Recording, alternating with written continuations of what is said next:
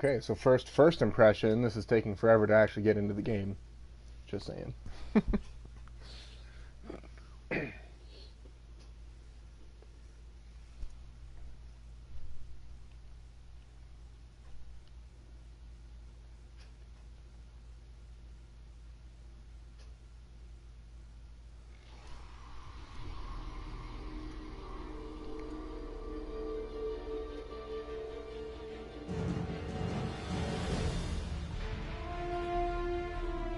Okay, so here we are with Metal Gear Survive. Um, this is, I guess, a new series that I'm gonna be trying out. Um, I don't. there's probably other people that do something similar, and I don't care because I'm not other people. Um, I'm gonna stream my first impressions of Metal Gear Survive, and I may do it with other new games as they come out that I don't necessarily want to stream an entire playthrough. Um, I've been following the Metal Gear Solid series for a little while. Metal Gear Solid 4 was actually the first game that I played, and then I went back and started playing the other ones, and I pretty much played all of the other ones as they released, with the exception of the PSP games. I don't remember where they came in that order. So without further ado, let's go ahead and start. I'm trying to go into this unbiased. I know a lot of people are saying a lot of things. I kind of want to experience it for myself. I had a friend text me, and actually just a second ago, and he said word on the street is that it really is hot garbage, and that very well may be true. I've seen a little bit of gameplay. I know a little bit about what the gameplay is like. It could be interesting, so I'm going to give it a shot, and we'll see. I might go for an hour or so, but I definitely am not going to stream the entire game. So let's get into it. And this is on the PS4, by the way, for anybody that cares. I just have most of the Metal Gear Solid games on the PlayStation in one generation or another, and I kind of decided that I wanted to keep it all within that. So I have no idea what any of this is. SV coin validity period. Whatever.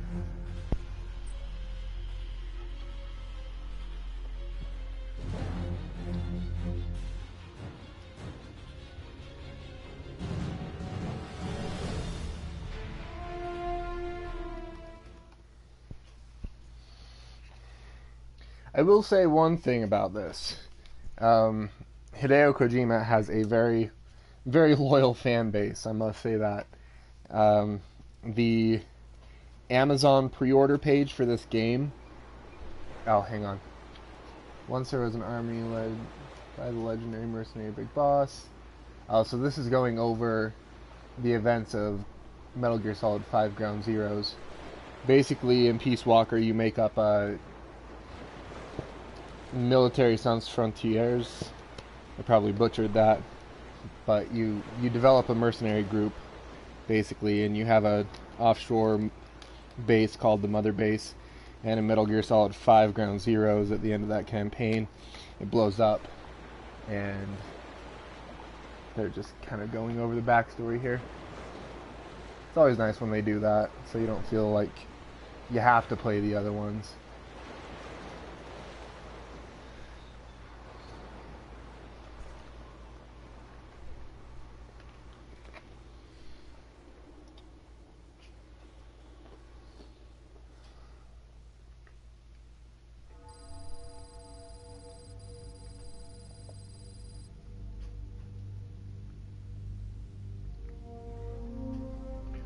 See, right there, the game just admitted that it's not in the canon, a pseudo-historical sequence of events.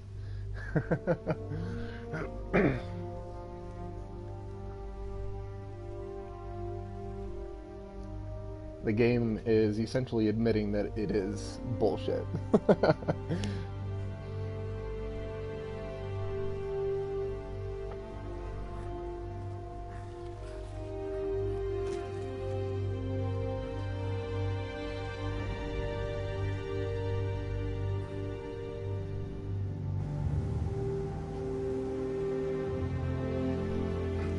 Anyway, as I was saying,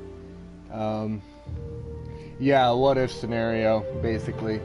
And it was always understood that this was going to be a spin-off, it's not canon. That was, from my understanding, part of the original pitch. And I think they were kind of doing it in a way to try to appease fans. That's me as an outsider kind of thinking about it. That's probably what they were thinking. They were like, if we try to make a canon game without Hideo Kojima, we're going to get a lot of backlash. Well, they got a lot of backlash anyway because, as I was saying earlier, Hideo Kojima has a very loyal fan base, and the Amazon pre-order page for this game was full of people saying, don't order it. It's going to be bullshit. It doesn't have Hideo Kojima. Let's get started. If you're a fan of the series, you're not going to buy this game. It's a cash grab by Konami. And that very well may be exactly what it is.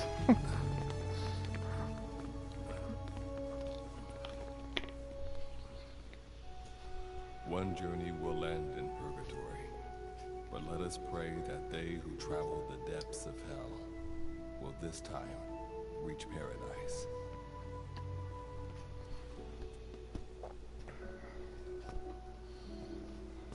This is the next one.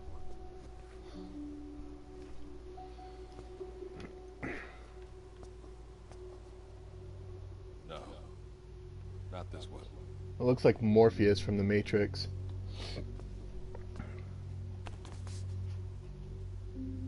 That's probably who it's modeled after and voiced by. Close, but not quite.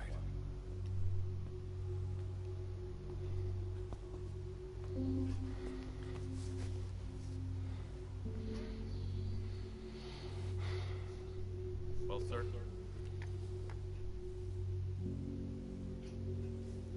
Let me see that.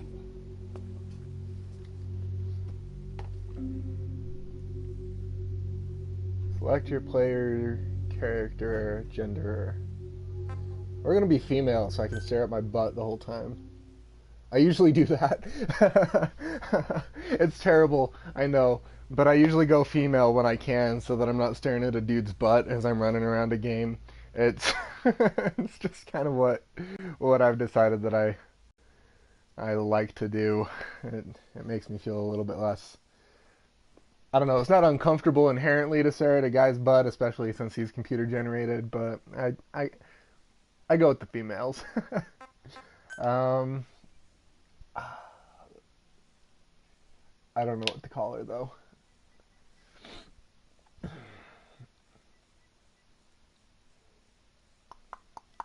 This is always the worst part.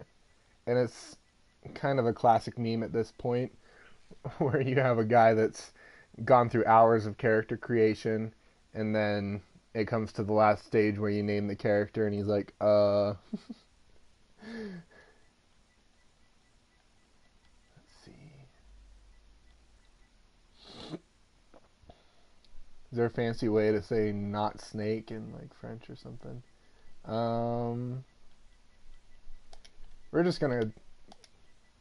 We're gonna use the first 3 letters of my real name. And we'll just go with that.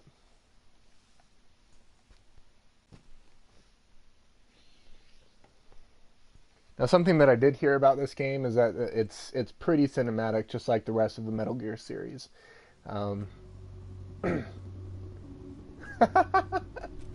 Just Ash. There's all these like code names, and then Ash. Are you sure that this is the one, sir? Yeah. Oh shit, that's great.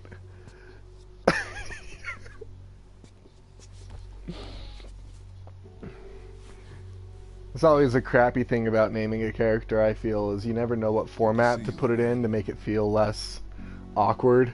Forgive me for what I'm about to do. Raid.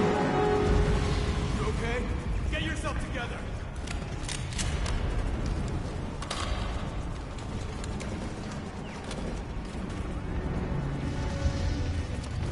It's kind of like in the Legend of Zelda games, up until Breath of the Wild.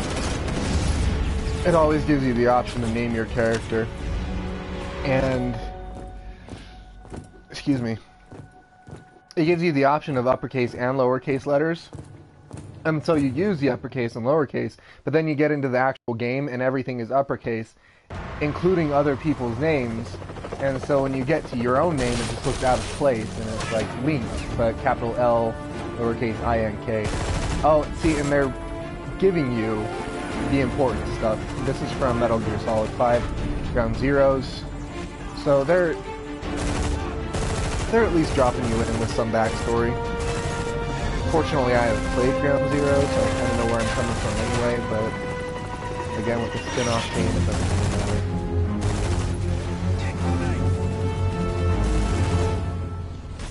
Holy crap, is it cinematic. That's all that's going on.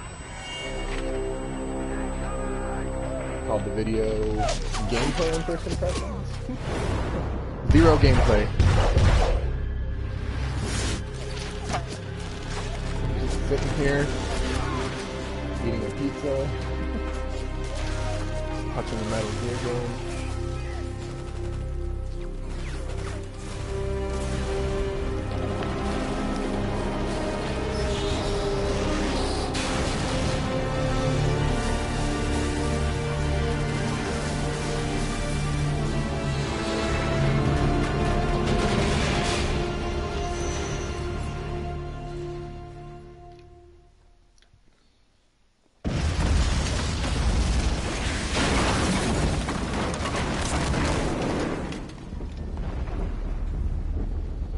So that's where the two diverge, because Metal Gear Solid 5 follows Snake, and here you're following the mother base.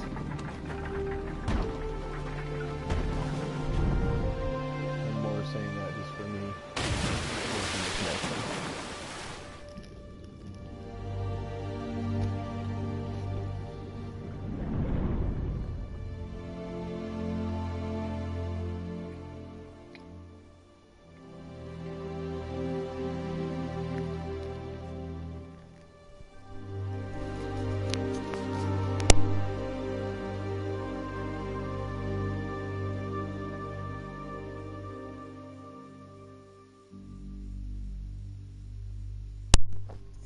And that leads me into the character creation.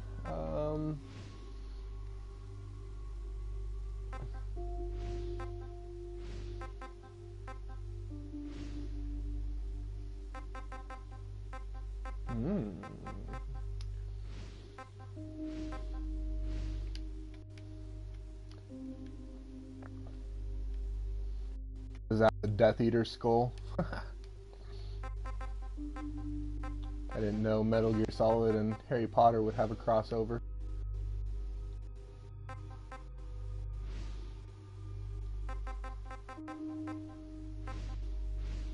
Honestly, I kind of like number 1.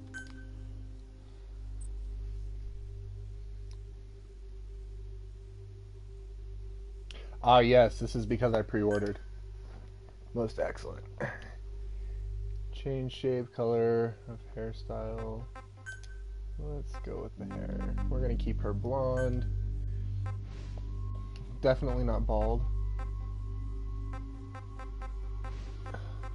Are these just vacant or are these unlockable?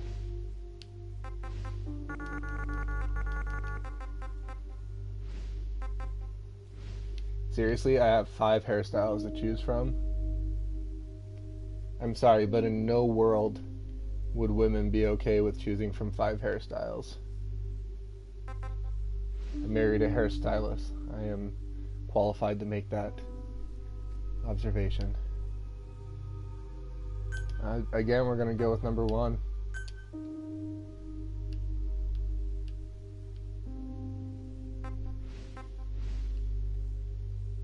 Number 2.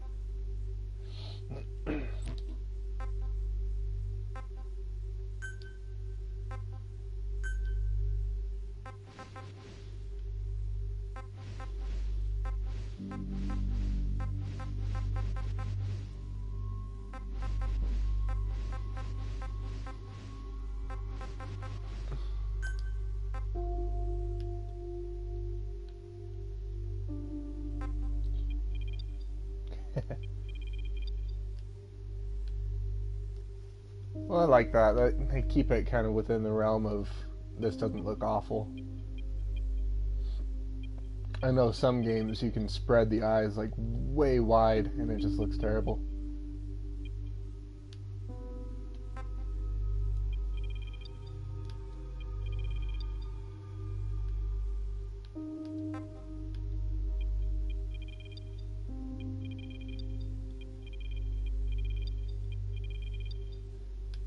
There she just kind of looks constantly surprised.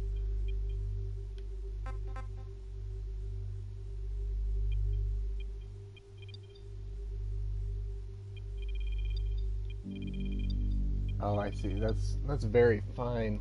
If you look at her left eye, there's a circle, and that's all that it's controlling. It's kind of neat that they're giving that much control to that fine of a detail. Oh, I can give her red eyes? That's the shit.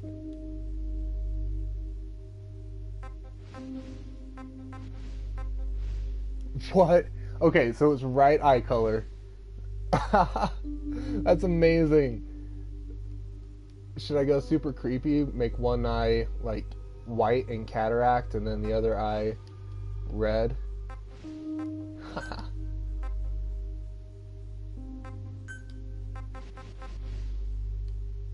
Oh, that looks weird. Constant state of Christmas.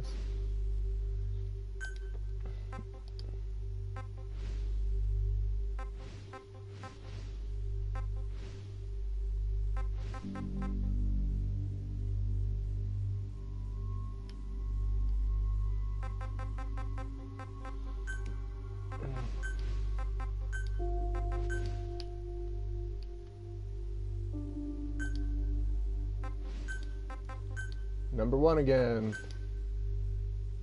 Make her legally blind in one eye. Alright, so she's going to be right eye dominant then.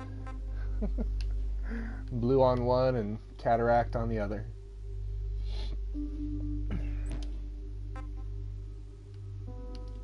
The nose. Nose is always the hardest one.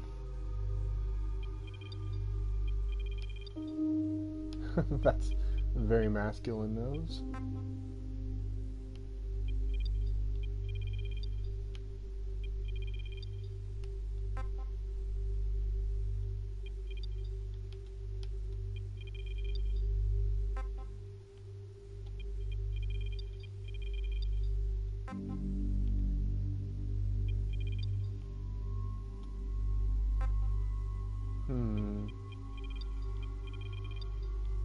What did that do? Ah, we'll keep it narrow.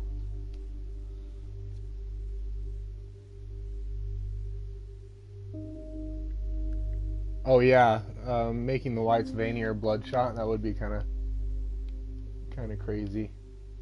Make her like constantly high.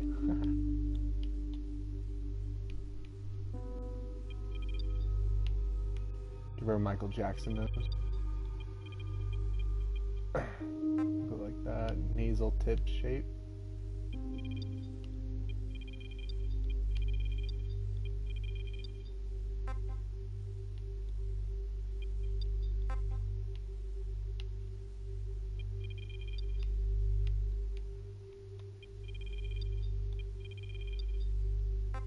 Nobody likes to see into somebody's nose.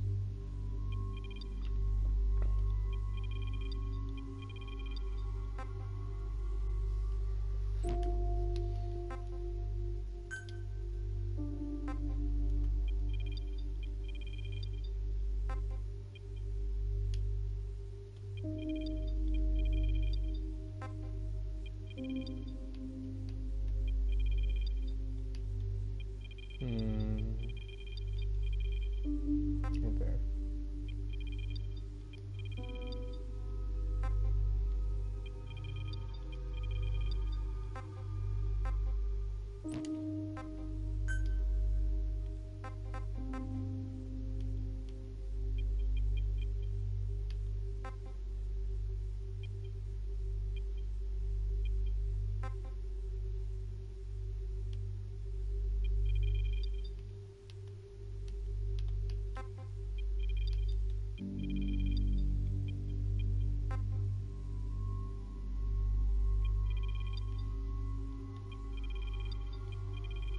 Oh man, you can't give her an underbite. Well, no making Bubba from Forrest Gump. I like where. Oh. You can give a resting bitch face or just always very happy.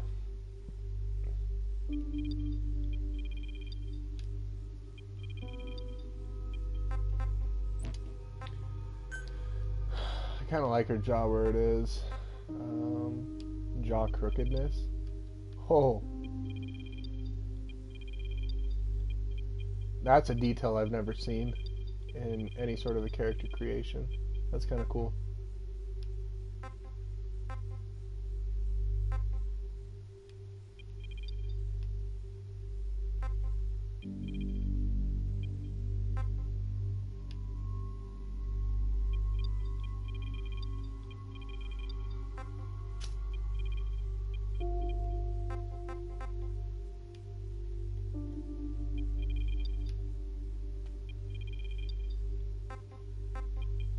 She needs a little bit more width there. Rear jaw position, vertical. We'll bring it up.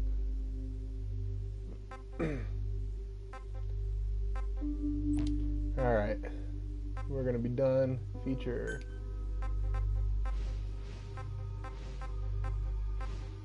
This is the one of the pre-order bonuses that we got. Oh, I could give her a badass scar.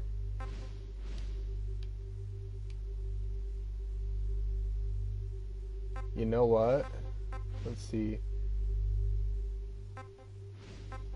We can give her some sort of a backstory, like she got into some heavy shit and got slashed across her left eye, and that's why it's all cataract. No! I wanted to select that one.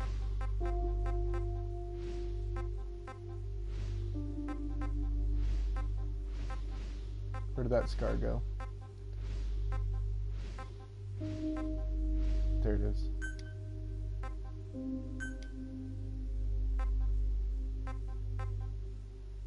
Need cover! Cover me! I need cover. Need some cover! I need cover. I need cover. I need cover. I need cover.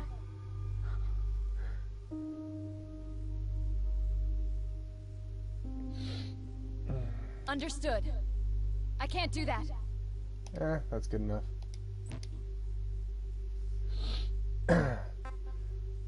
Alright, so now that we're done with this, we can go in and actually get some gameplay. I'm going to put the comments on the screen again now that I'm actually getting a handful of comments. I just don't like them being there when comments aren't in. Let's see.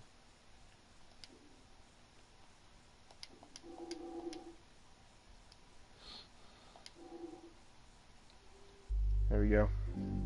More or less exactly the kind of thing I was doing when I dabbled in Fallout 4 for a couple of seconds. Do you mean like the character creation or like giving somebody a backstory?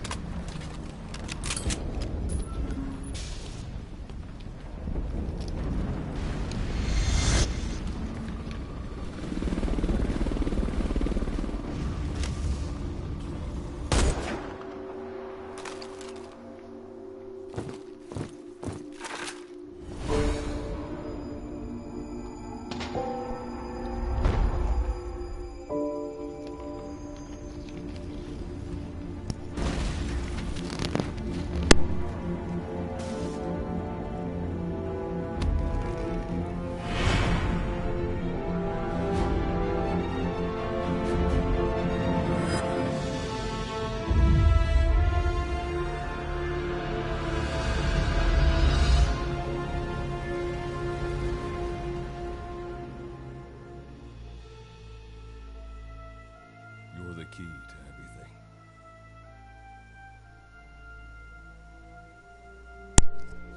Big frickin' surprise. A game in which I play the main character or the key to everything. Useless exposition.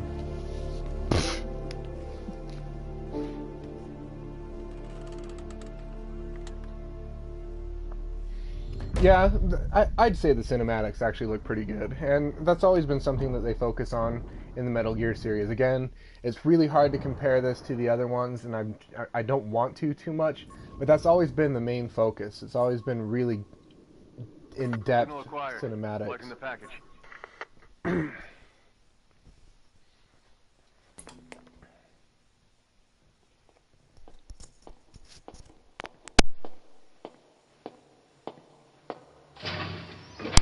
I mean, they better be passable, right? The game is 90% cinematics.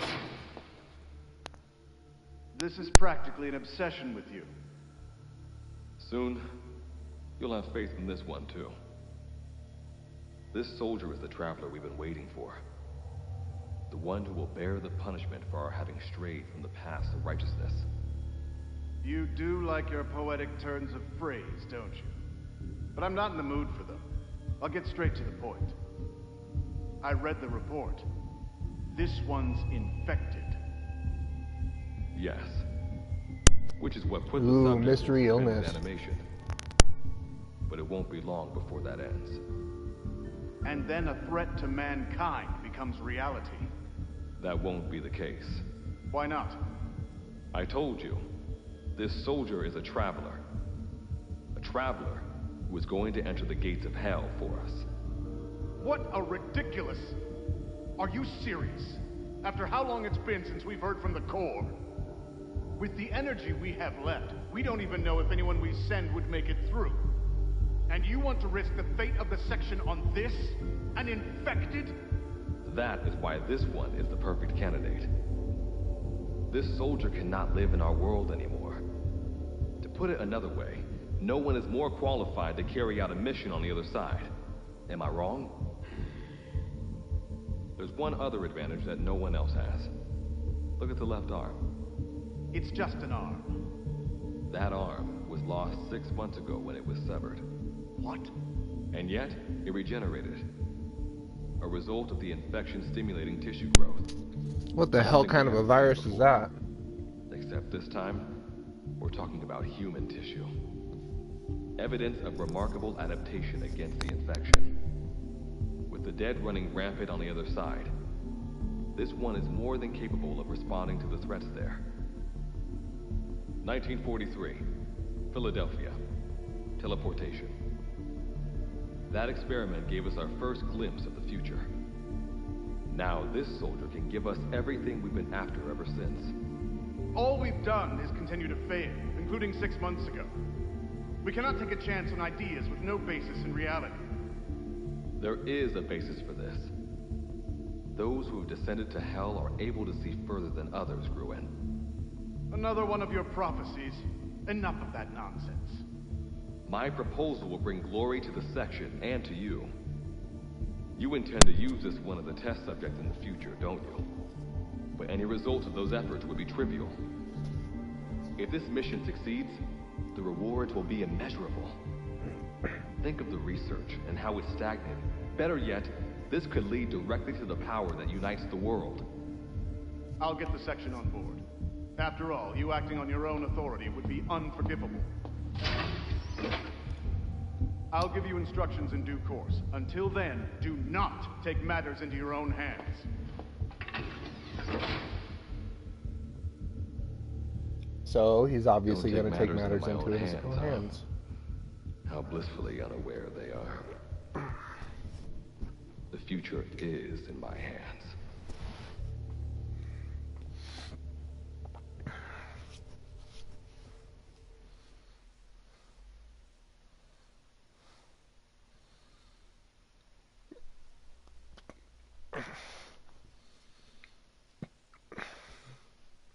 I will say that I'm kind of intrigued by the story so far.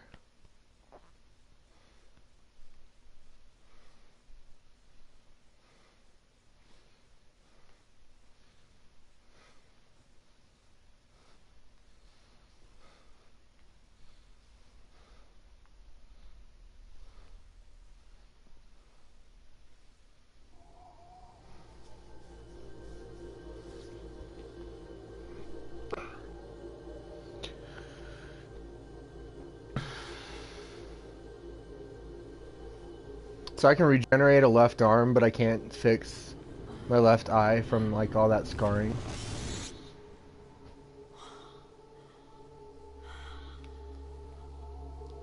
Whatever.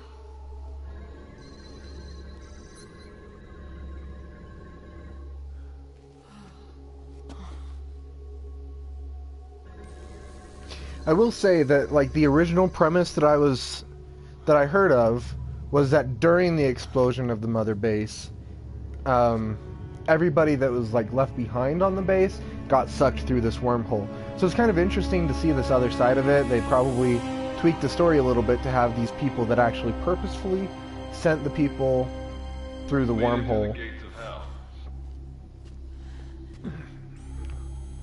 Like rather than it being an accident, it was purposeful. Abandon all hope from here on, not to mention fear and doubt.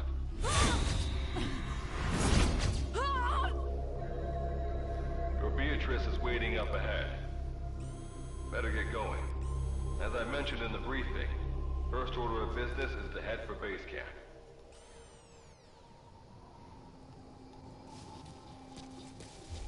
Alright, finally some gameplay. Secure all weapons and equipment on site for this mission. Same goes for food. To enter the gates of hell, you had to shed everything.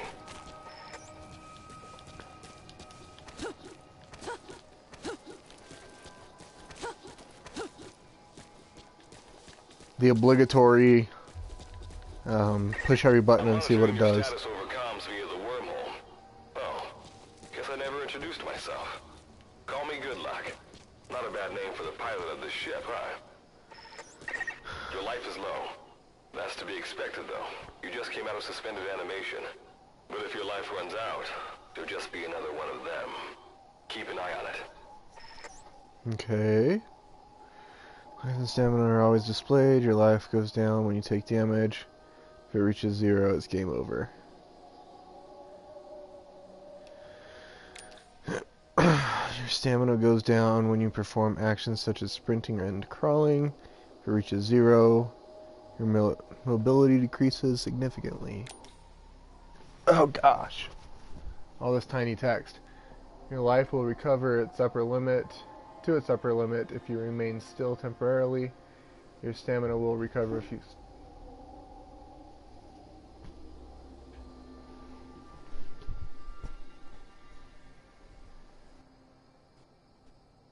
Sorry, there's a loud, like, crashing noise in my house. Just wanted to make sure nobody's, like, trying to kill me. Hang on.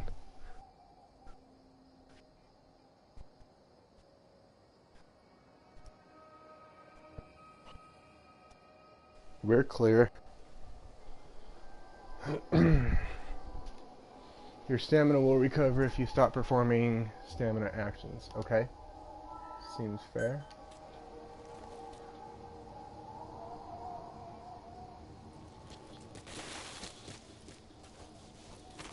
So if I just hang out here for a second.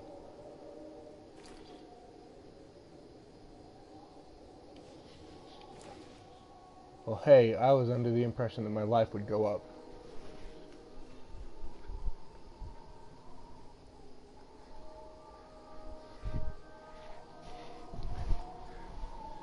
That's what it was telling me.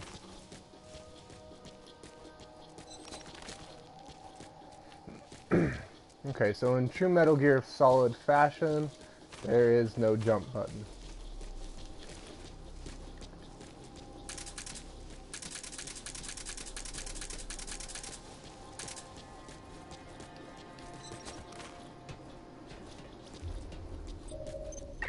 Gotta go up and over.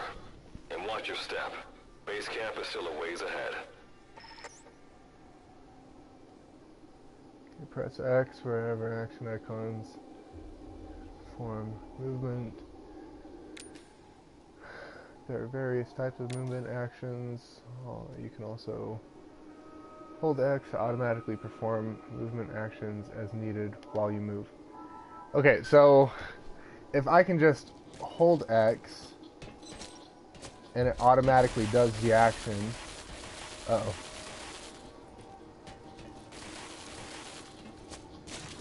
Anyway, if I can just hold X and it automatically does the action, then what's the point in even assigning it to the button in the first place?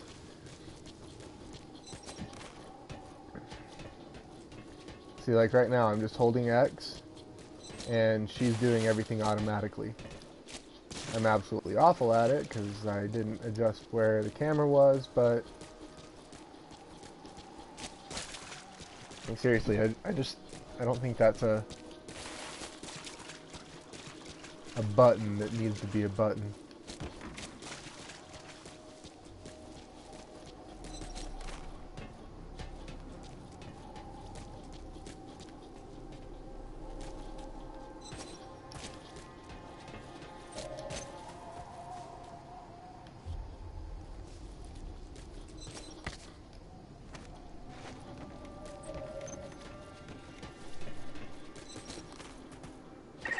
Base camp is beyond those ruins.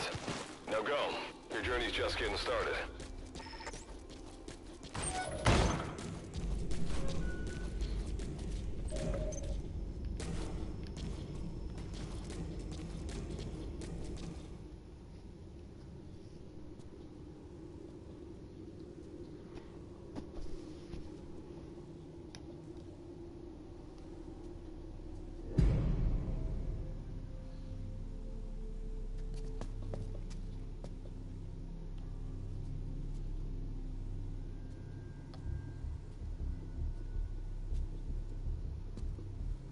Don't move! Hands up! Back away from him! Man, what a stiff. Your gear? Another base survivor?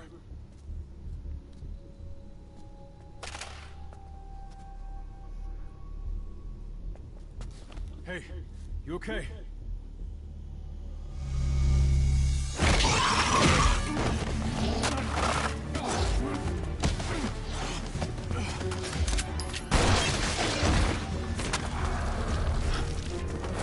What did you do to him?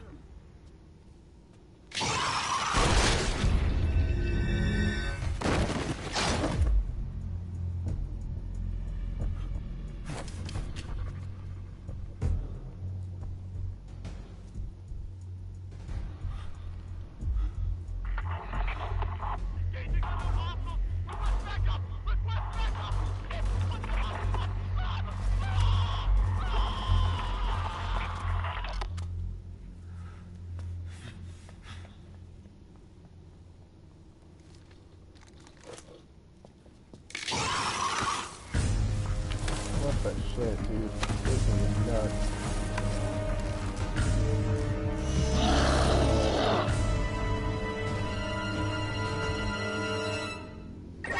That's a wanderer.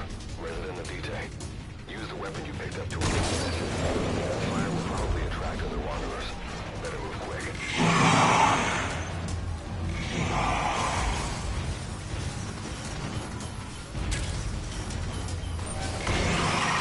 There's a lot of them, and they all look hungry. It's up to you whether you take them on or go around them.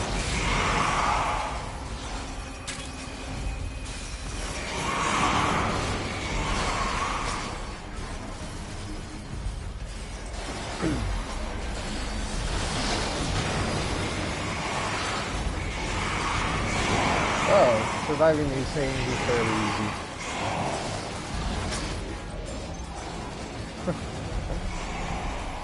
I must say.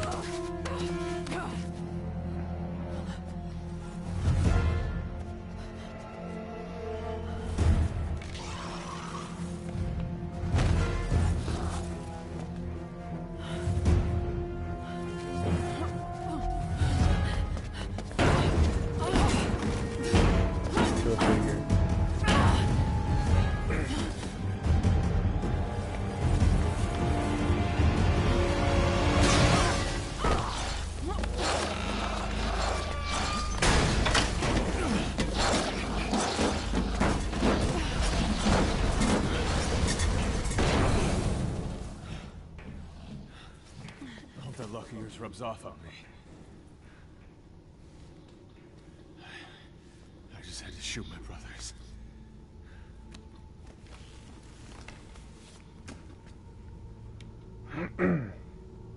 That sucks. I'm not gonna die here, that's for sure.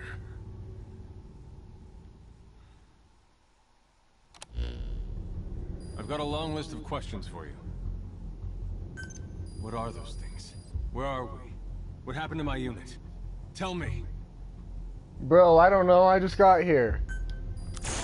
I'll answer your questions. Oh, okay. Who are you? The man you're talking to. If you need a name, call me Good Luck. And you? What do I call you? Name's Reeve. Of course. What's so funny? Nothing, forget it. Now, as promised, let me answer your other questions. The monsters you encountered are called Wanderers. I'll spare you the details, but they were once human like you and I, until they were infected by some unknown life form, which turned them into what you saw.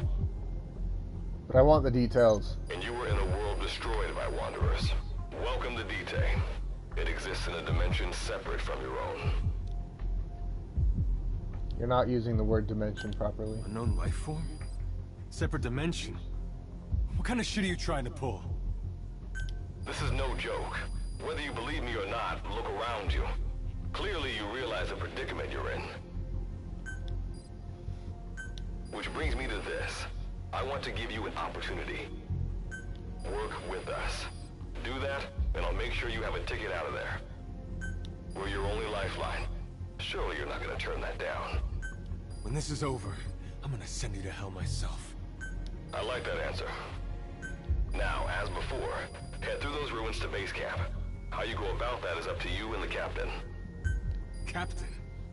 You mean this clown? You have an objection? We're the ones who went there to complete a mission in the first place. I didn't think you would have a problem taking orders from someone else. Alright, whatever. Okay, I've got an idea. Like Good Luck said, we need to head to this base camp. But we have to make sure we don't bring any of those things with us. Luckily, I have some C4 an engineer in my unit was carrying. More than enough to bring this place down. I'll go plant the C4. Cool. Meanwhile, you get on out of here and secure our escape route. Alright, let's get this show on the road. Don't you run off without me, Captain. You'll be good to have around. But for now, you're not gonna leave without a weapon, are you? Craft something out of the materials around you. What? All sorts of things wash up in D-Day from other dimensions. Some of them will help you complete your mission, so go on, don't be shy. Finders keepers, right? A great number of resource items exist in the field. They may be simply laying around. You may have to destroy an object first. When you approach a resource item that can be picked up, an object that can be destroyed, the name of that item, what material you can obtain will be displayed. Materials you obtain can be crafting all sorts of items. Okay. Weapons workbench.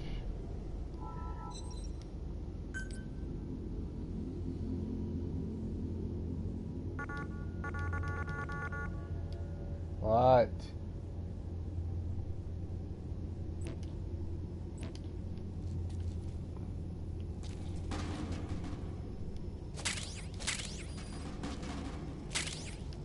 Okay.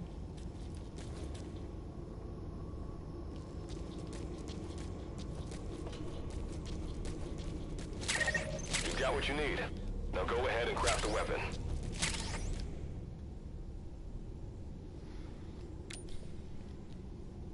To open a crafting menu, access the facility that corresponds to what you want to craft. Select craft to create something new or customize to alter existing item in various ways. To craft something, you need the required type and amount of materials, as well as Cuban energy. Cuban energy? What's Cuban energy?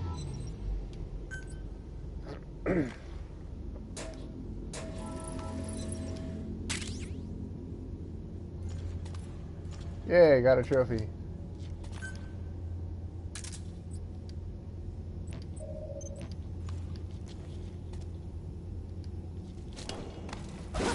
Huh. Yeah. All right.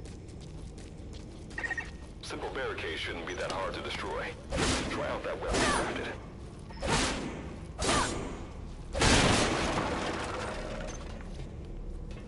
Cool, I guess.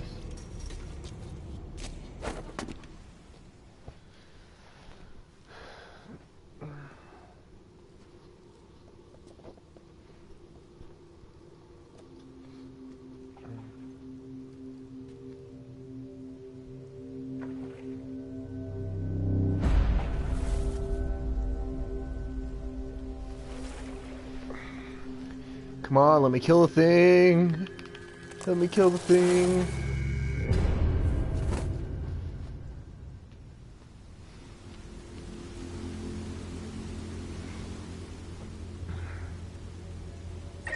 Another wanderer. Avoid all unnecessary combat. We know that wanderers can see as well as hear. If you enter their field of vision or make a loud noise, that's when they attack. Stay low and move slowly. Creatures have a sense of sight, and they'll approach a figure that they see. If they definitively identify you as a target, they'll attack you. However, creatures won't discover you even if you're within their field of vision, if you're hiding behind an object. Even if you're noticed, if you lower your stance before you're identified as a target, you can evade detection. Creatures also have a sense of hearing. When they hear noise, they'll approach the location where the noise came from. You create noise when you move. The faster you move, the more noise you make, okay? The only time you don't make noise when you move is when you crawl. Creatures react to whichever noise is loudest. If a creature has responded to noise you made, you can distract it with a louder noise. However, this doesn't work against a creature that's already combative. When you sense an enemy, information about them appears on the threat ring. You'll know their status and in which direction they're located. Take advantage of this to avoid any unwanted attention.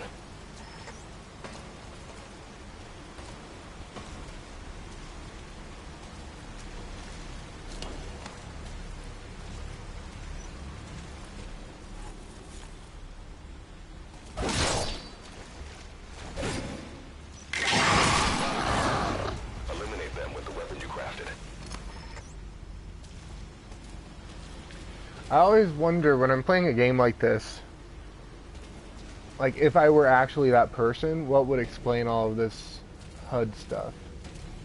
You know, like the threat ring.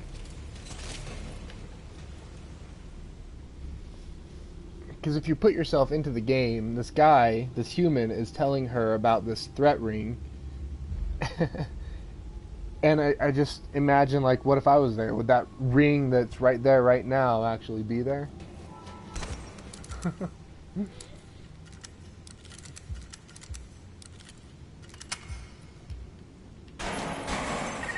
Wait, there's a wanderer up ahead too. You'll need to eliminate it. You can put a wanderer out of commission by destroying the crystallized area on its back. Sneak up on it from behind and take it out with your knife. With the Backstabber skill, you attack the enemy where it's the most vulnerable. Backstabber is powerful enough to kill an enemy if it's unaware of you when you use it. As you can use...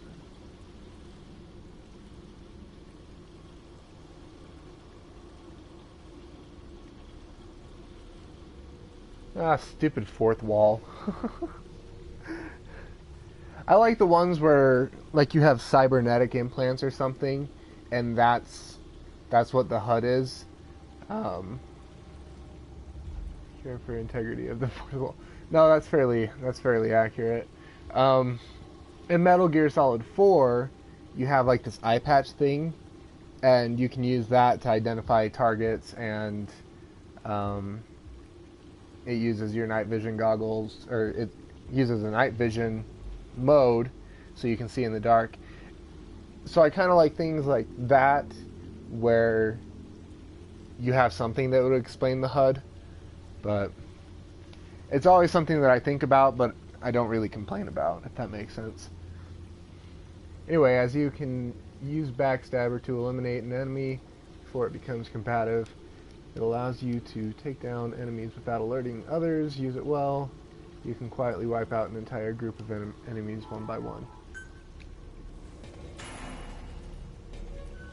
Okay, let's go backstabber this thing.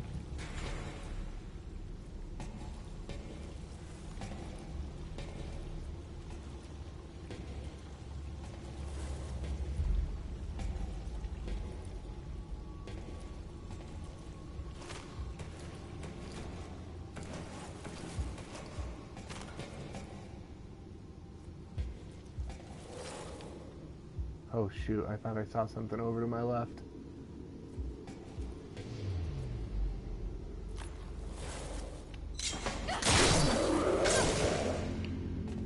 That's cool. So... oh, so me moving around on it is making it move. I thought it was still moving on its own. That was creepy. So I guess the back, the crystallized area on the back is like the headshot for these guys.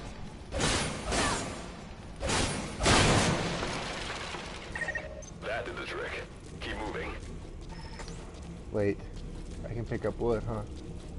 Yes, wood.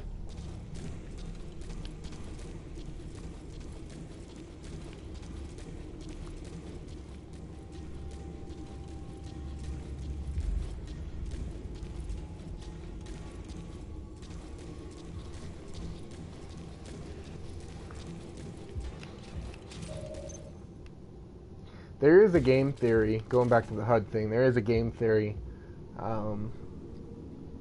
that basically says that all the Metal Gear Solid games are virtual reality.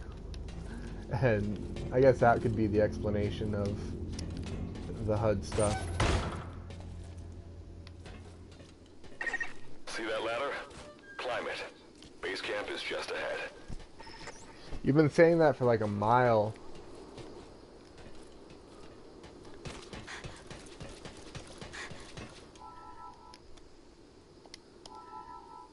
That was just telling me how to crouch, which I've already figured out. This is Reeve. The C4 is planted. Making my way out now. Attaboy.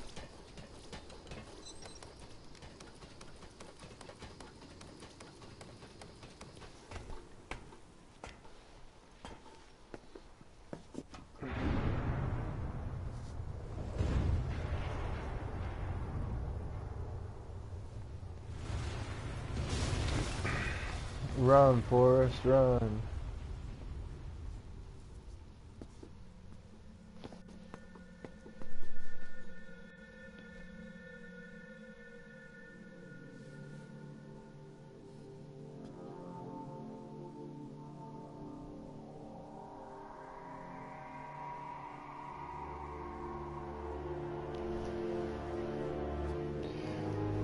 Yeah,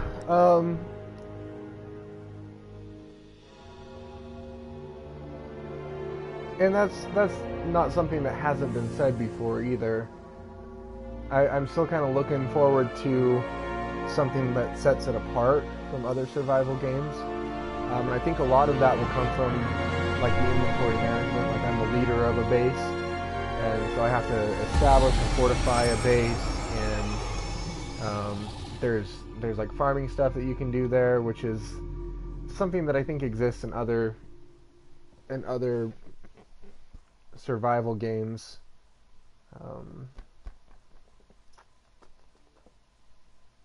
But we'll see. We'll keep going and see what we can figure out.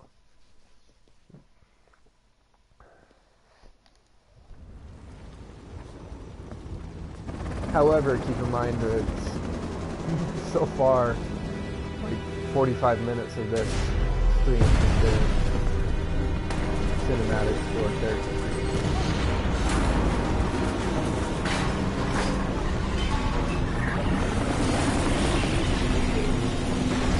See, so I was maybe purposely put through the wormhole, but everybody else seemed like it was just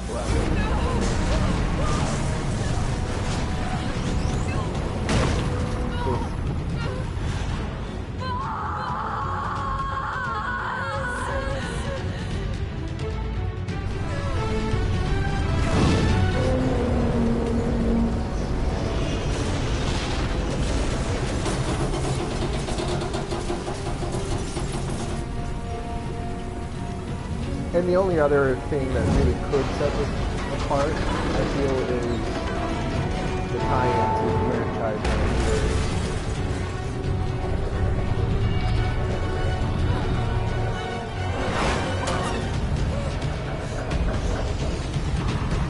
I mean, without that, I don't know how much of the story would be intact though if it wasn't tied into that. Probably just the origin that's tying into the franchise.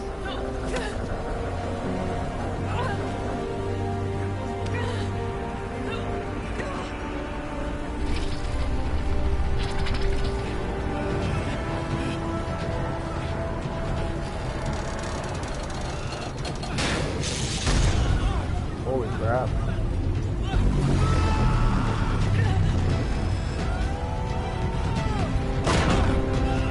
Oh, ouch.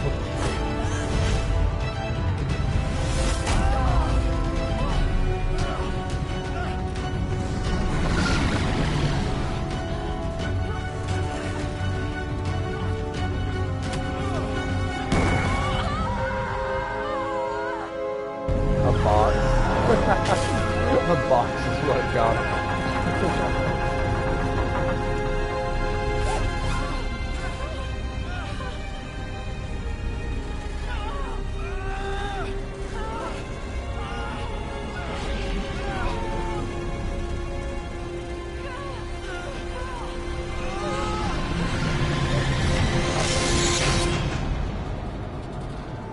Whoa, dude. That was sucking up that entire platform.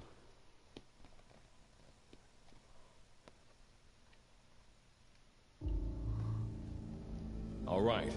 Revival went A-okay. I know you've just woken up and you're probably wondering what the hell's going on, but we're short on time.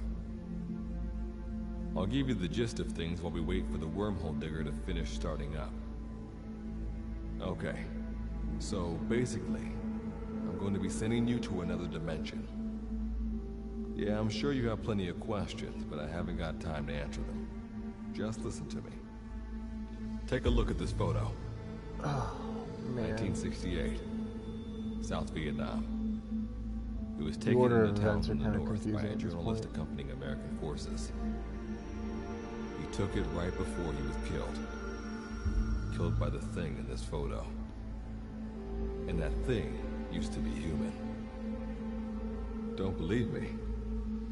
In the section, we have a name for humans that have turned into these monsters. We call them Wanderers. They get infected by this life form we've yet to fully understand. And they end up like that. Wanderers are extremely ferocious. They attack anyone they see indiscriminately. But the worst part is, even when you destroy a Wanderer, the life form that infected the person doesn't die.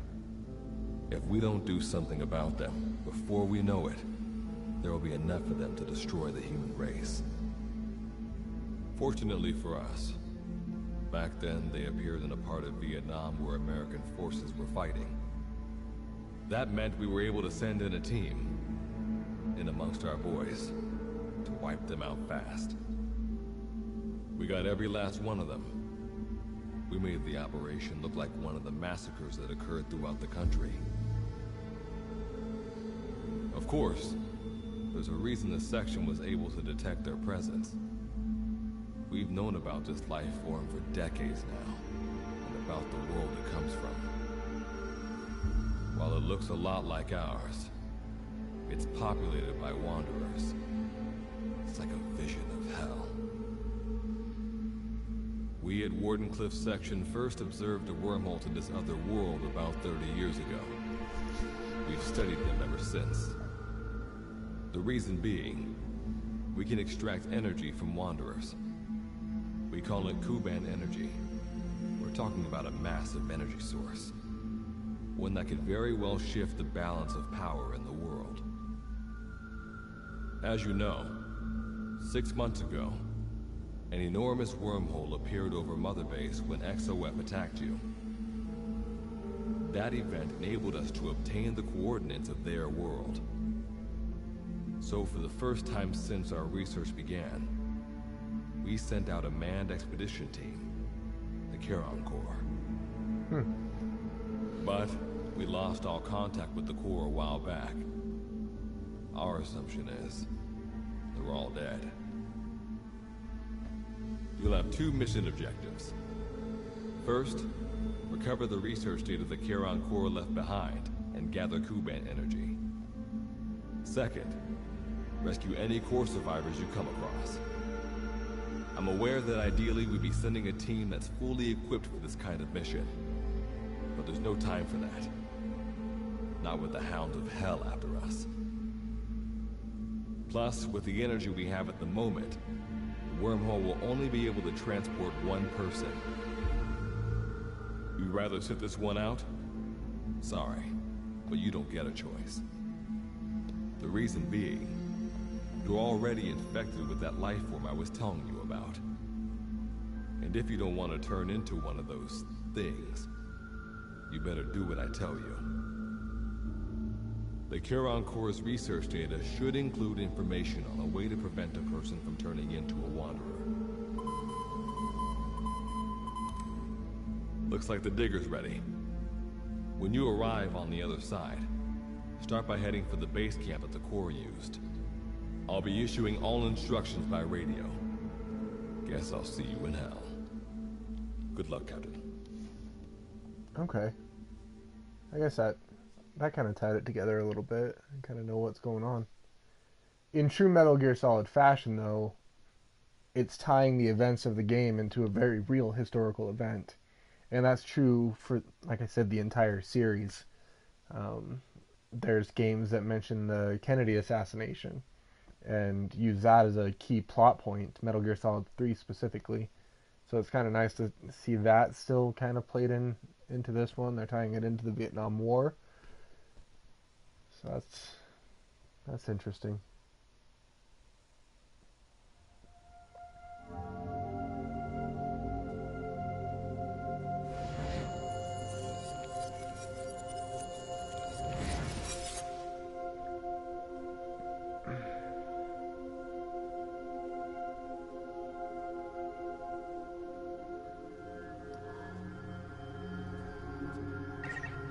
Looks like you lost them.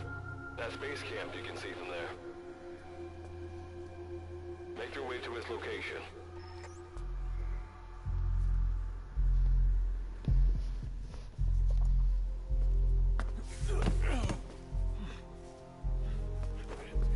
I'm all right. Kill him, he's weak. I can make it on my own.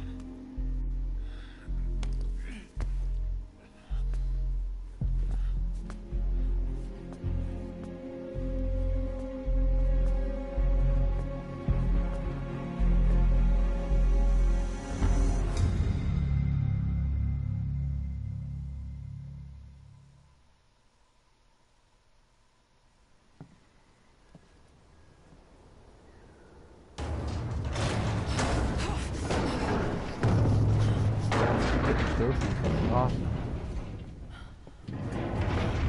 Life forms detected. Waking from emergency sleep mode. Rebooting.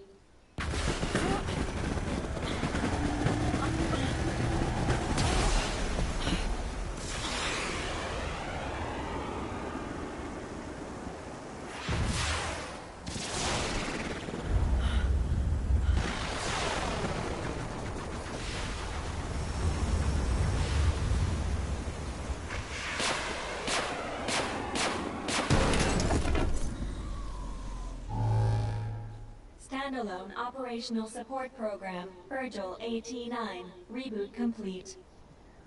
It has been 34 days, 9 hours, 12 minutes, and 2 seconds. Commencing debrief. Take a closer look. They aren't with the Charon Corps. I detect a device on you. Connect it to me. That's what she said.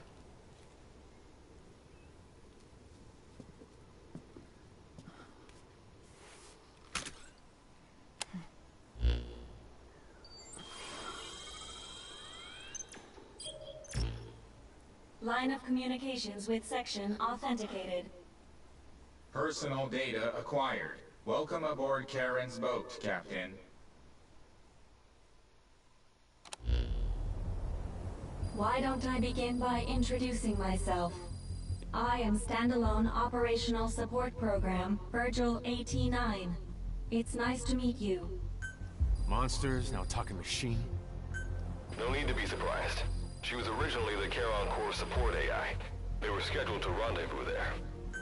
Internal database voice print match. It's been a long time, good luck. It sure has, Virgil. Sorry to spring this on you so soon, but I'd like to give you a new mission. You can find the details in the captain's device. Well, this was unexpected. The wormhole's closing as I speak. Probably Captain Brandon, thanks for this. Virgil, you take over as the captain's mission support. I'm counting on you. Good luck's gotta go dark. Hope we'll be alright. Do not worry. I will assume the role of the captain's mission support. We've downloaded mission information from the device you connected. Our support systems are already up and running. According to this information, the Charon Core has already ceased its activities. The captain's mission is to recover the core's data and gather Kuban energy. The mission also includes exploring Dite and rescuing any survivors. Is this correct? Yeah. So, the two of you are talking to each other. What's the deal with that? There's some reason there are two of you? That reason is unknown. Originally, when I was participating in the Charon Core's operations, he didn't exist. What I deduce from this is he is a personality created out of necessity amid the unforeseen situation that forced me to enter emergency sleep mode. And what might that unforeseen situation be? Unknown. When it occurred, all data I acquired while supporting the core was lost. And what exactly do you know? How convenient. We're AIs designed to offer special operations support. I imagine we'll be able to provide you and the captain with valuable information for your mission. Alright, so why don't you start being useful? I don't know the first thing about this place, or the monsters here. Tell us everything you know. This world is located on the other end of a wormhole, or a distortion in space-time. For convenience, we call this world Dite. We've learned in the course of our investigation that Dite's environment is very similar to that of Earth. However, it is decisively different from Earth in factors such as the presence of wanderers and the dust. Dust? The dust is a mist-like substance, made up of micro-sized particles of unknown composition. It covers the greater part of Dite. It is extremely toxic to humans, and without some form of countermeasure, a person cannot operate within it unimpeded. Interesting. How do we get back to our world? There is a way, though this is not currently possible. Why not? To return home, we need to activate a device called the Digger, which is capable of generating large wormholes. However, we lack the data to do this. The Charon Core intended to use the Digger to return home, so it's highly likely that the data you will recover will describe how to activate it. Looks like my only way out of here is to help you with this mission. Let's split up to look. Just need to find this core's data. If I may be so forward, the captain should probably be the one doing the searching. Damn straight I should. Mr. Reeve, sir. Paid $40 to do so. I detect in you localized hyperthermia, most likely caused by severe inflammation. I do not recommend staying on your feet for too long. You can read me like a book, huh? Well, I think we have a plan. Let's get started right away. It's going to be a long road, but remember, Captain, a journey of 1,000 miles wasn't built in a day. That's not how it goes. I think the expression is either a journey of 1,000 miles begins with a single step, or Rome wasn't built in a day, isn't it? Is that so? Sorry, Captain. Looks like the accident did a number on her bits and bytes. Oh my gosh. Enemy vision. However, creatures won't discover you even if you're... Oh, they're just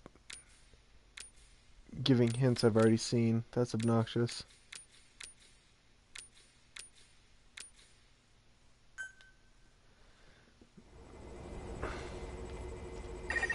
Before you begin your mission in earnest, let's go over some basics. Open your iDroid. Downloadable content has been added. Bat gold, sledgehammer gold, survival machete gold, survival spear gold, survival scarf, survival scarf, survival scarf, survival scarf.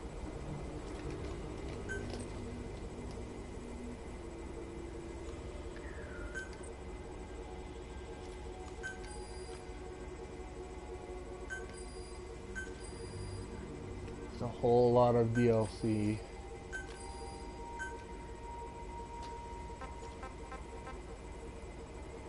Following, been sent to your supply box. Okay, how do I open the iDroid? Square. No? Oh, that thing. Unlike us, you humans need food and water to live. Be sure to eat or drink when you become hungry or thirsty.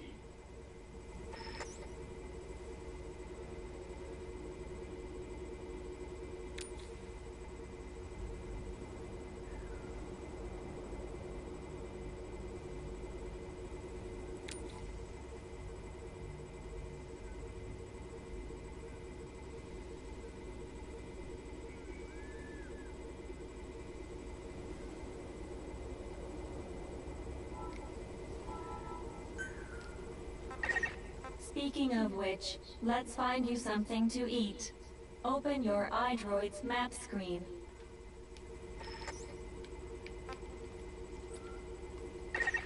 The map displays terrain you yourself have visited.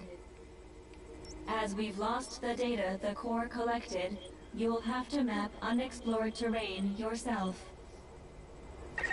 In areas where we can support you, the map will also show your current position. However, this does not apply outside of these areas. There, you'll have to study the lay of the land to figure out where you are. The situation report informs you of the current situation. At the moment, you need to secure food and water. Information is added to the report as the situation warrants, so be sure to check it on a regular basis. Now, let's get back to finding food and water. Okay. We've detected a place with usable resources. Begin by heading there. We've marked their predicted location on the map. Place a guide marker.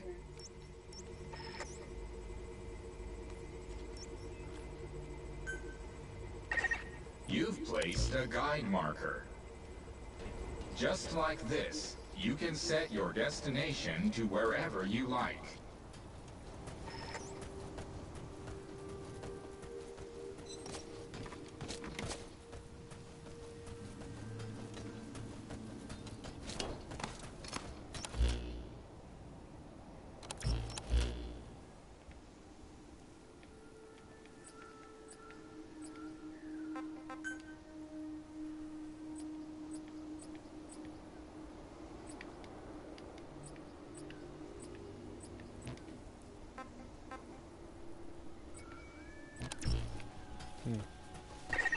You've arrived at the objective.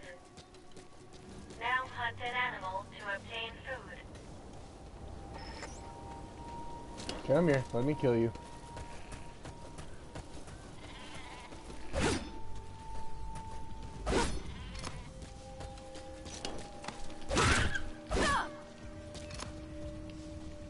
Yeah, boy.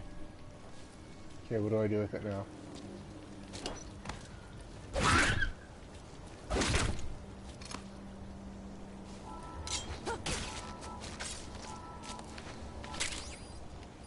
Cool. Food has more nutritional value when you cook it. You also risk getting sick if you eat food raw, so keep that in mind as well. Food and drink you obtain can be selected and used from the inventory screen. It probably goes without saying that by eating and drinking, you satiate your hunger and quench your thirst. If it goes without saying, then why did you say it?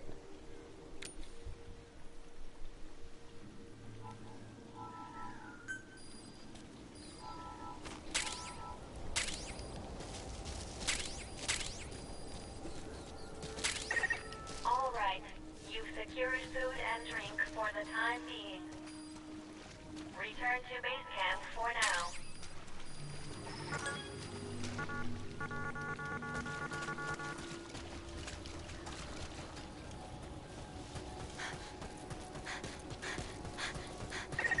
Allow us to introduce another feature, the use of stamps. Placing a stamp on the map allows you to make a note of a place you've visited.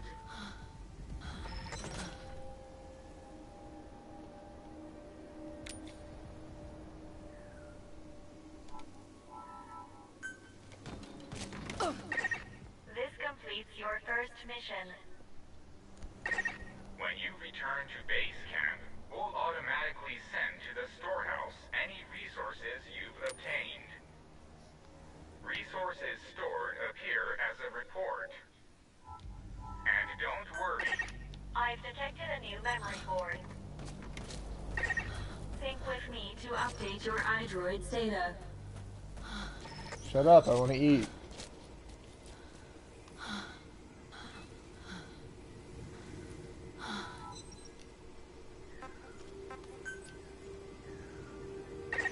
Eating raw meat is dangerous. Doing so will make you sick, so be sure to cook it properly.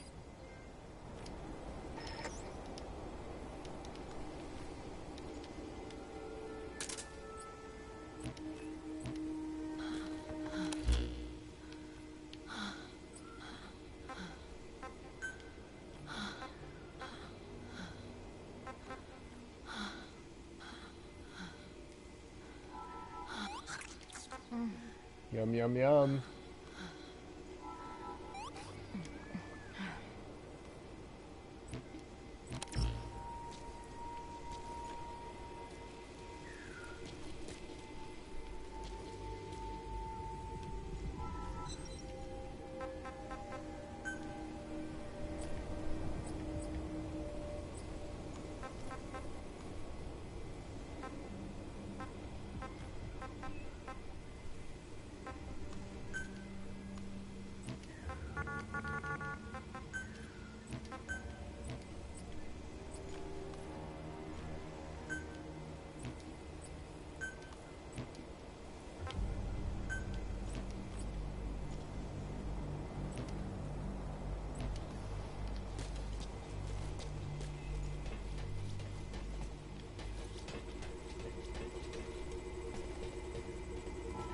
I want to wear my DLC stuff.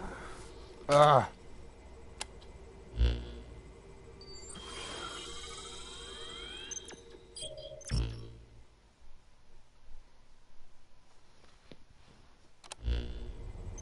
we just went over some basics, but this was time well spent. I don't think so. After all, this knowledge will be indispensable to surviving this environment. I hope you'll keep it in mind. May the rest of the mission go this... Now then, on to recovering the data of... The Corps set up observation posts around DTED, accumulating research data on the memory boards there. We detected a memory board during your exploration earlier. Make your way to its location. So I have to make an AI smarter?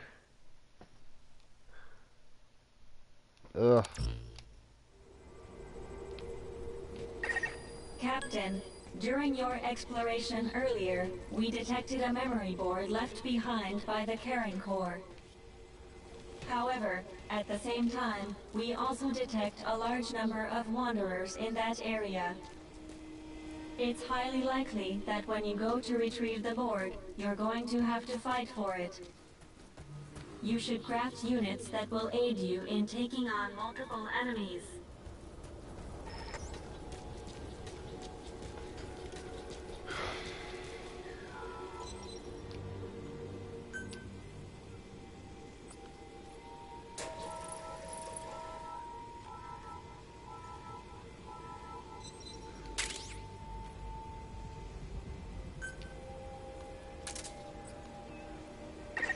When you craft a weapon, you can equip it off the bat, or send it to the storehouse.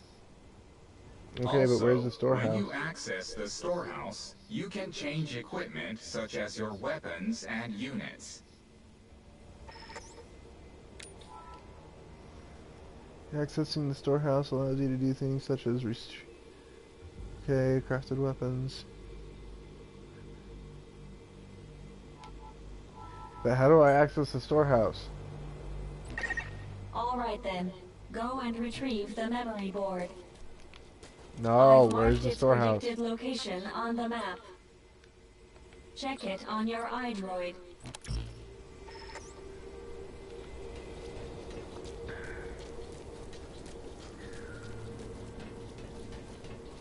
I want to wear the pink scarf.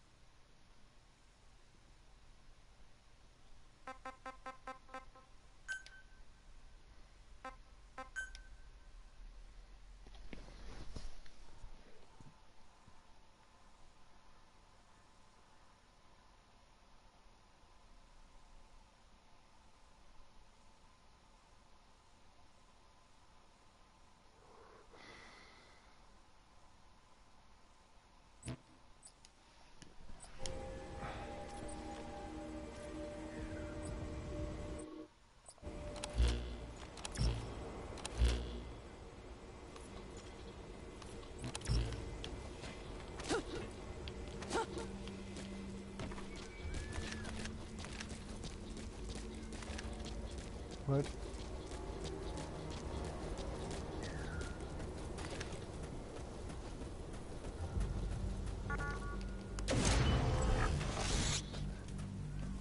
What? I don't want to do that.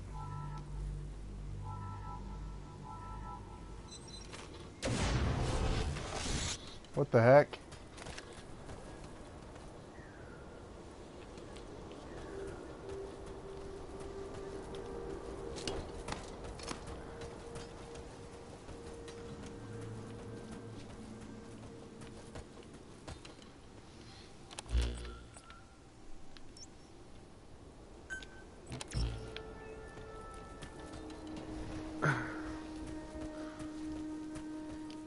I want a horse. Argo.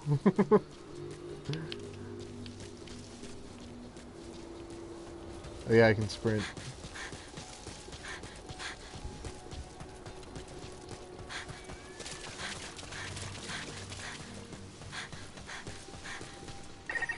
Just a moment. There are crystals nearby. You can extract Kuban energy from those Kuban crystals. One of your mission objectives is to gather this type of energy. If you come across crystals while you're out exploring, be sure to gather as many as you can. Your iDroid will tell you how much Kuban energy you currently have.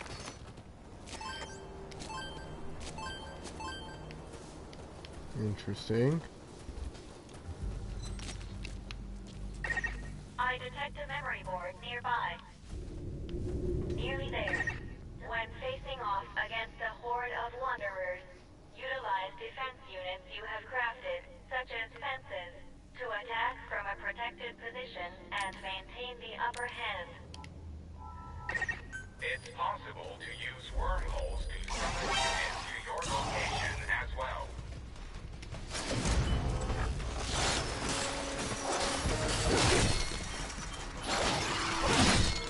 Walking Dead style.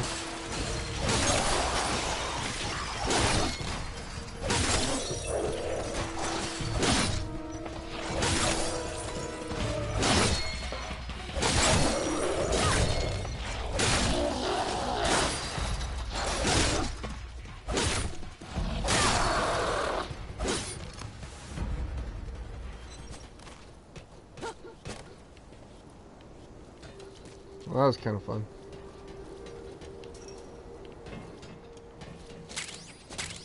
Yes, pillows.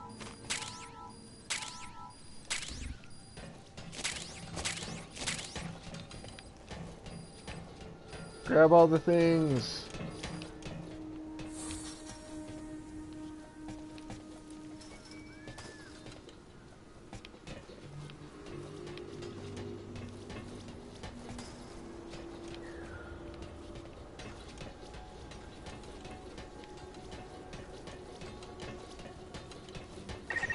If you enter the dust unprepared, you most likely won't come out of it alive.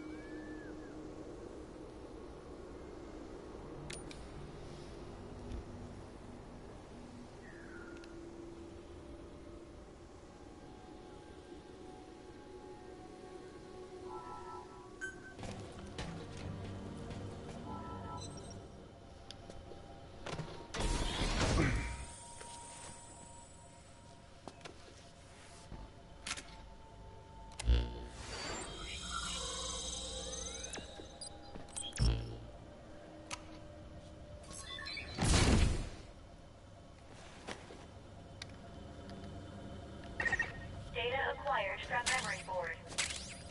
Did I just steal that chair? Return Oh. to base camp. I'm just holding square and picking up all the shit.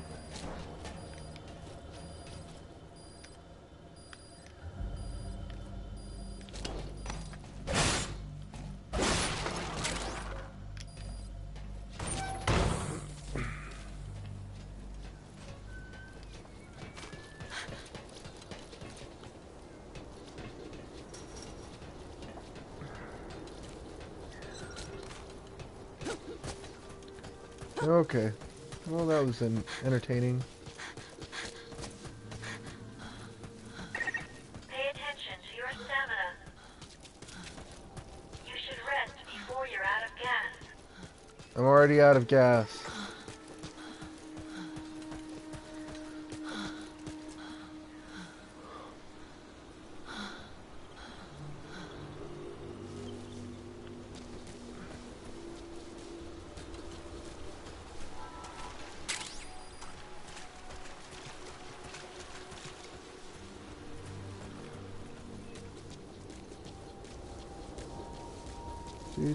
Do. Clay, hey, that's me.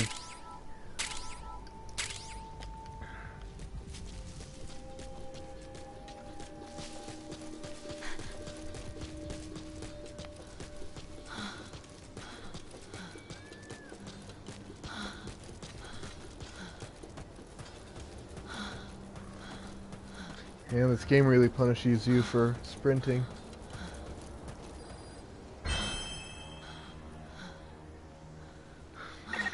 When you return to base camp, the map screen is updated. We analyze your travel log and send the results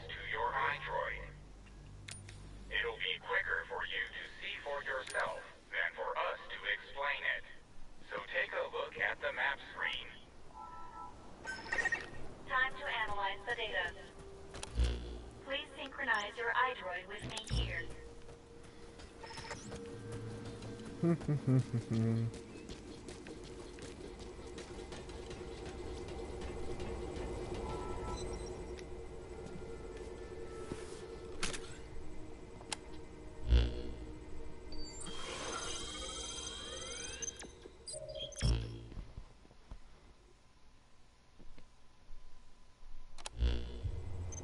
data on the memory board you obtained becomes available to us when you connect the board to us.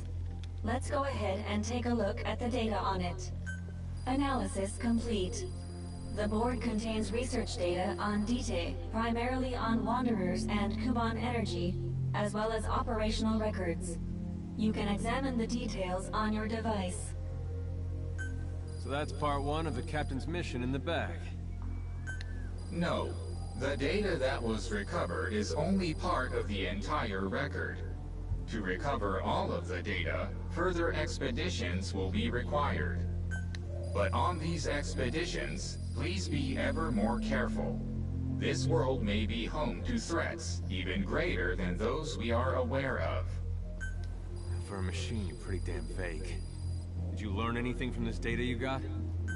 After connecting with the memory board, part of our internal memory was restored.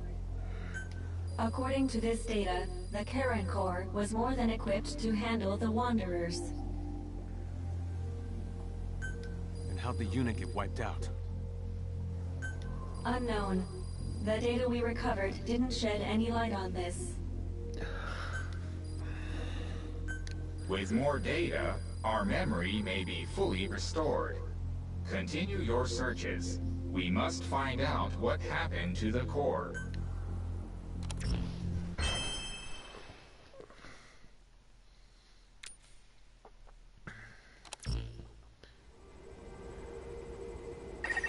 With the additional information available to me, I've detected multiple new memory boards.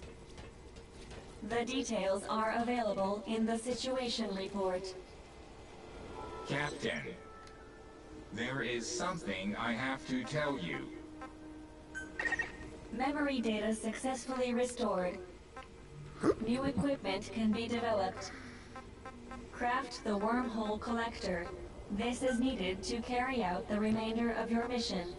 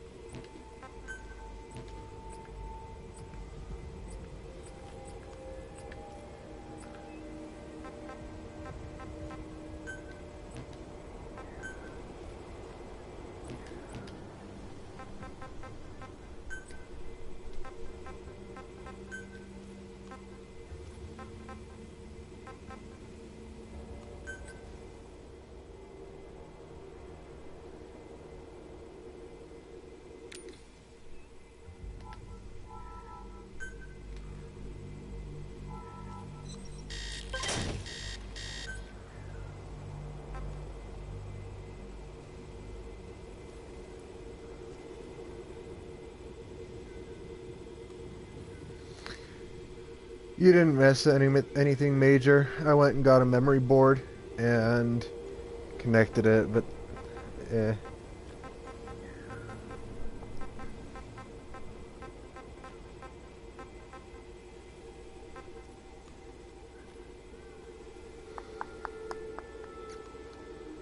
couple of cinematics. I'm just trying to figure out, so I got some DLC stuff from pre-ordering. I'm trying to figure out how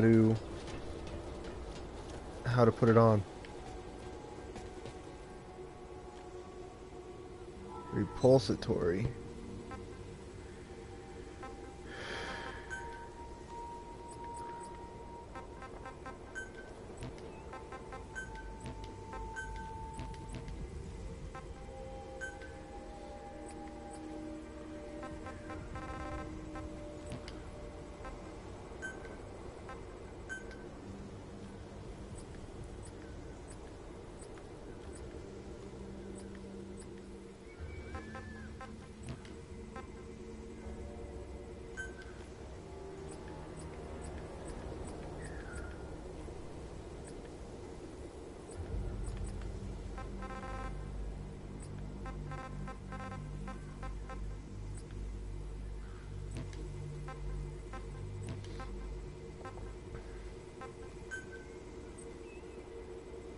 Ah, yes.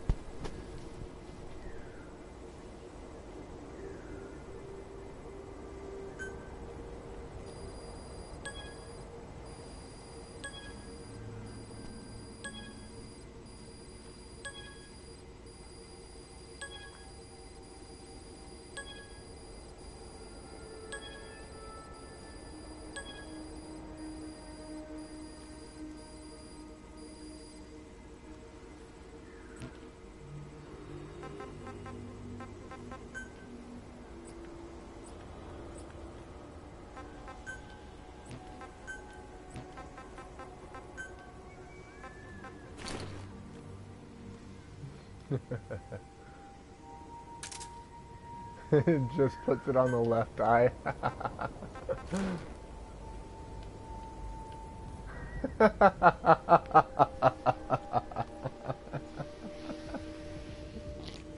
Oh, oh man.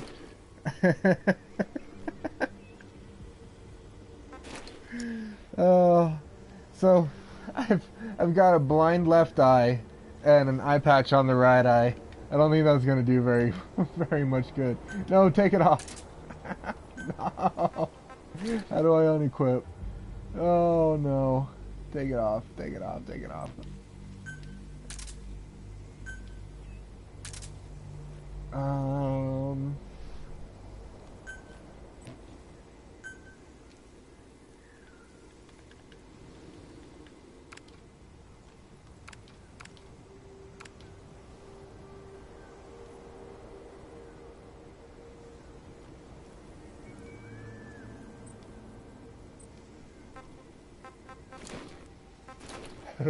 How do I take it off? Unequip. There it is. Okay.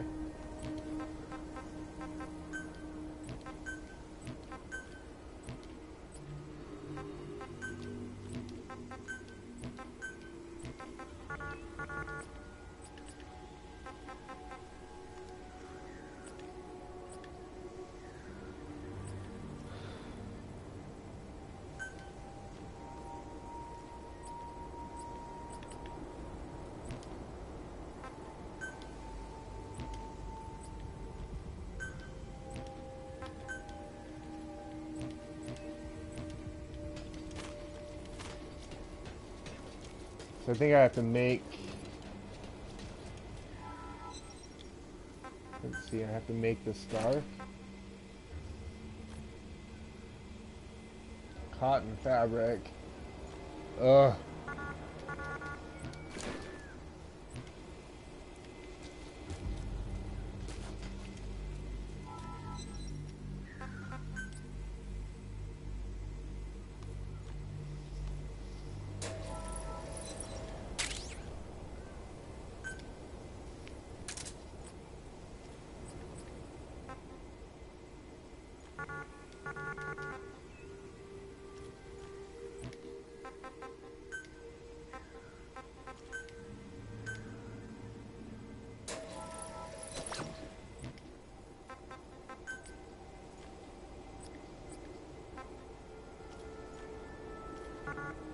No. I need more iron.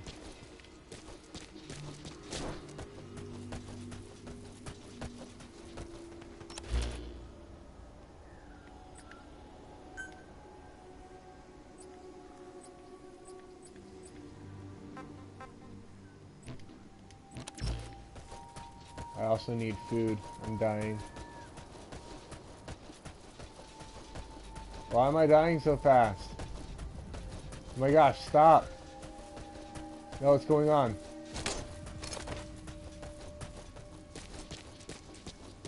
Stop. Seriously, what's killing me?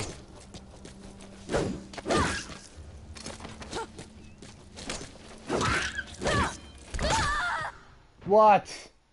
Ah. I read no vitals.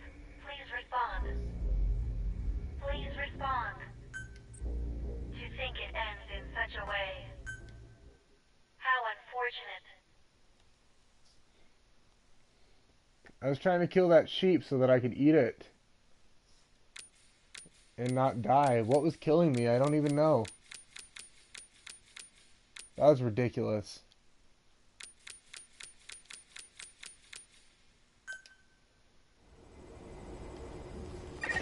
With the additional information available to me, I've detected multiple new memory boards.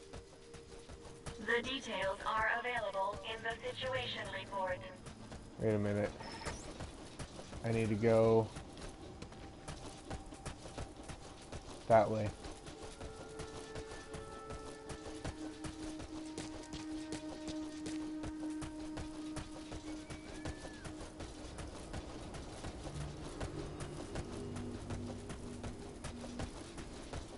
So I'm not dying this time. What the heck? Seriously, what killed me? That's retarded.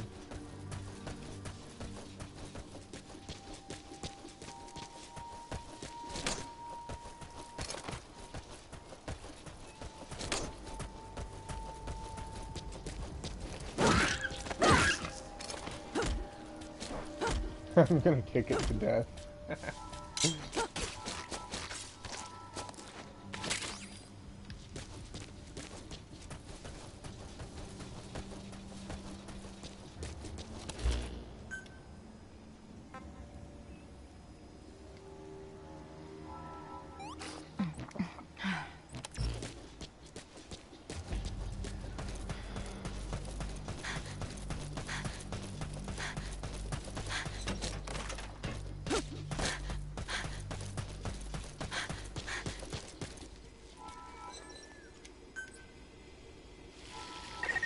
Eating raw meat is dangerous.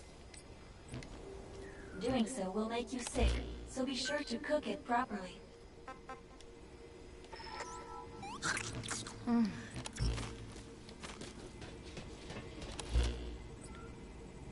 Okay, let's go there and pick up another memory board and hopefully get some iron, and I'll probably stop after I get my gold spear.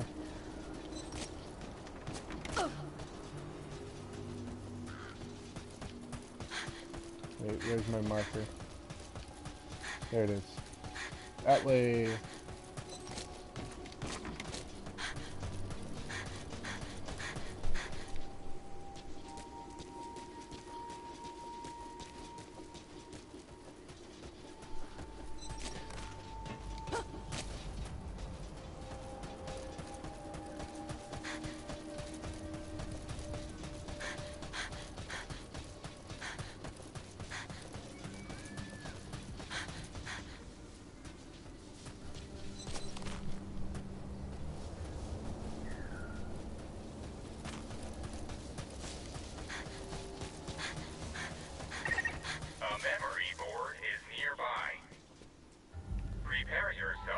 Yes. may lie ahead, and then go secure its data.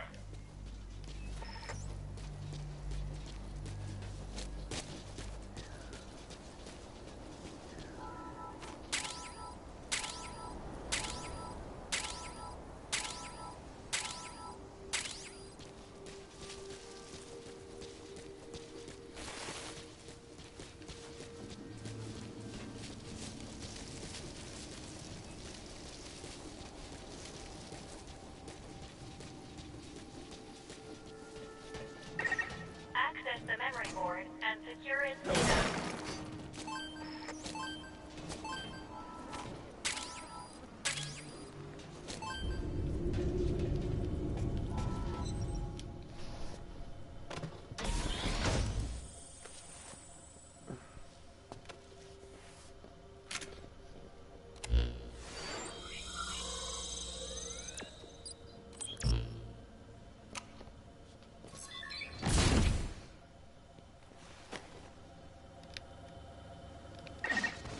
Acquired from memory board.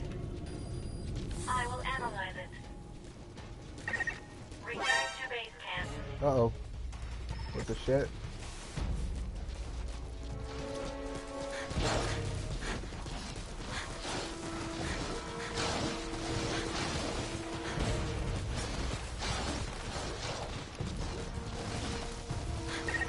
I against the data available to me.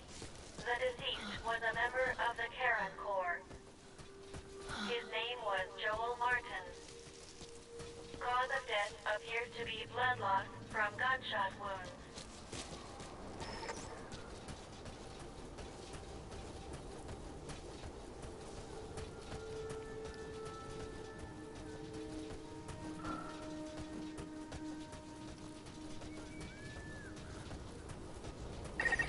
Time to analyze the data. Please synchronize your iDroid with me here. Screw analyzing the data. I'm gonna go craft shit.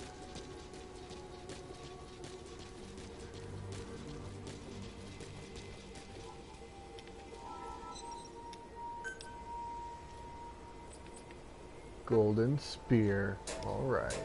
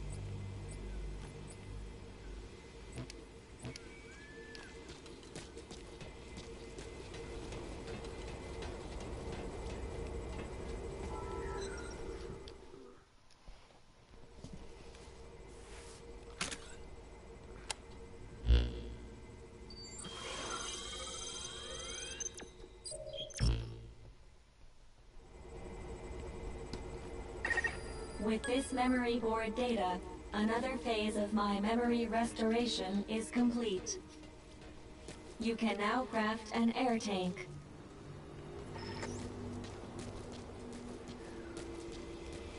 Well, I guess that's an important thing to do.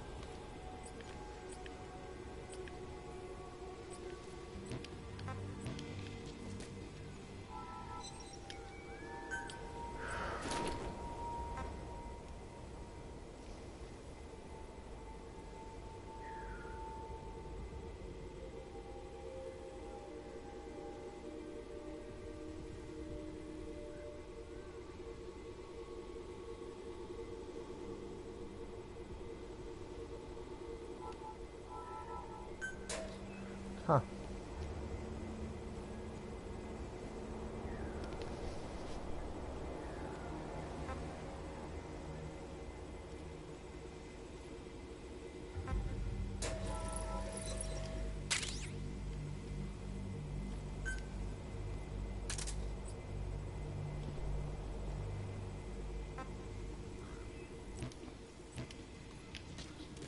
I guess I need to go find some equipment.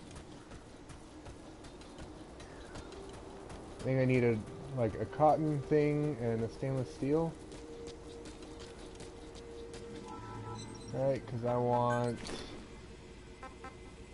that. That's awesome. I love it. I want it so bad.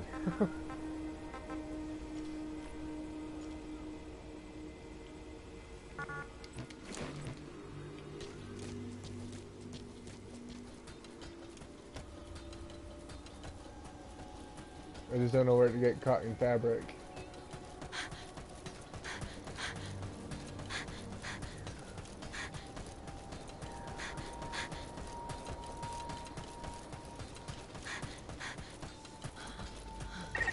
Pay attention to your stamina. Shut up, I was. You should rest before you're out of gas.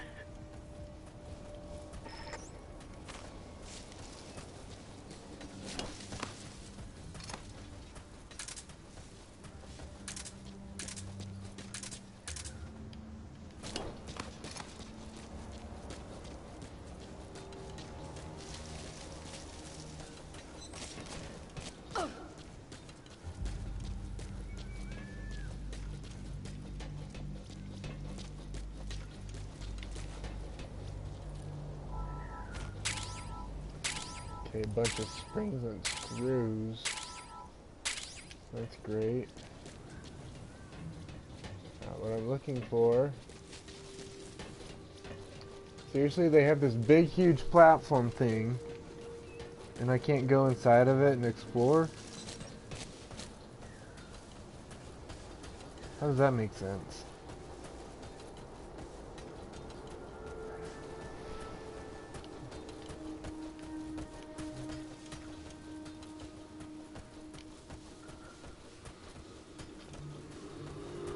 Huh.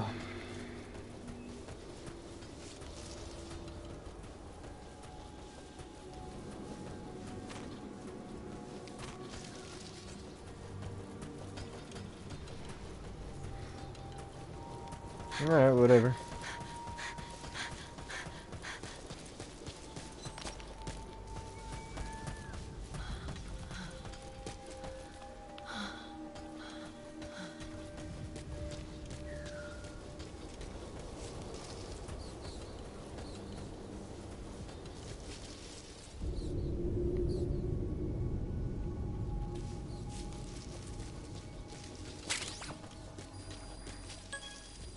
I just got a gerbil.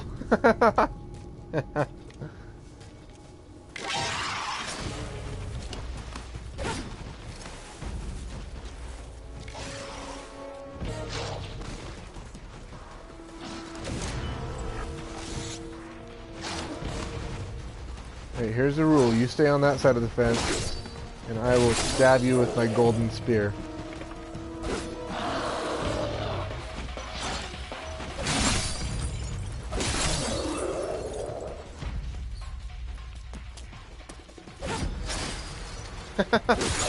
You had a clear shot for me.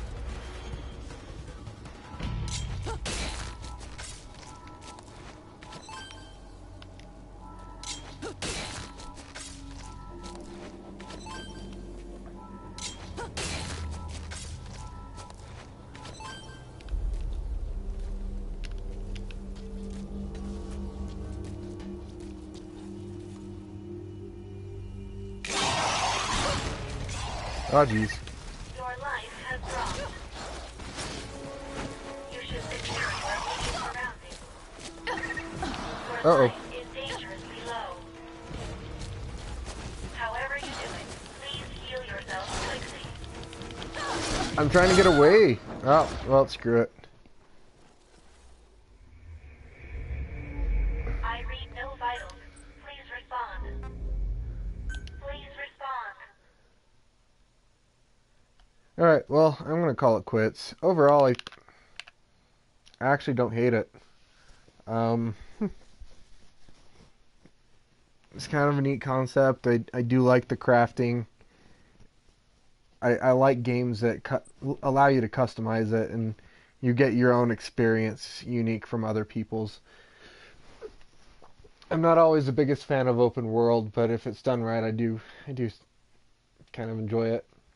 I do like a linear game as far as like the story goes, and I feel like this one kind of has a linear story in an open world environment and allows you to kind of just create whatever you want, and seems like it's pretty cool. But I think 2 hours is enough for today. I've got to start getting ready for work anyway. The situation report informs you of your current situation. We will. For more details, open your iDroid and We will go ahead and save. Well, I just saved. I resumed from the last save.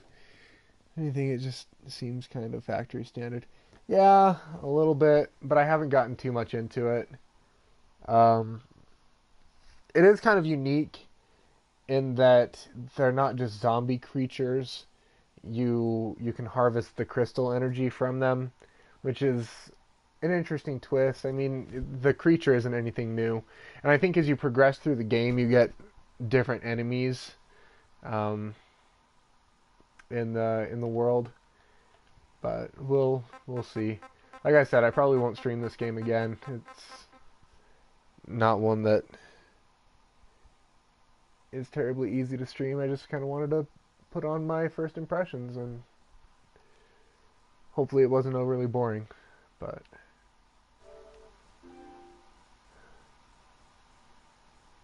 Anyway, adios.